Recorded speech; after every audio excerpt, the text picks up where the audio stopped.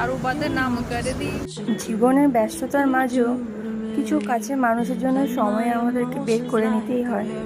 ঠিক তেমনি আমার বুনুর আবদার ছিল যে দিদি চল না পিৎজা খেয়ে আসি, খুব পিৎজা ক্রেভিংস হচ্ছে। তাই অনেক দুদিন আগে বলেছিল, তাই ভাবলাম আজকে না যাই। সব কাজ কমপ্লিট করে আমরা বেরিয়ে পড়লাম। বেরোতে একটু লেট হয়ে গেছিলো, বাট তাও বেরিয়ে পড়লাম বোন আর আমি মিলে।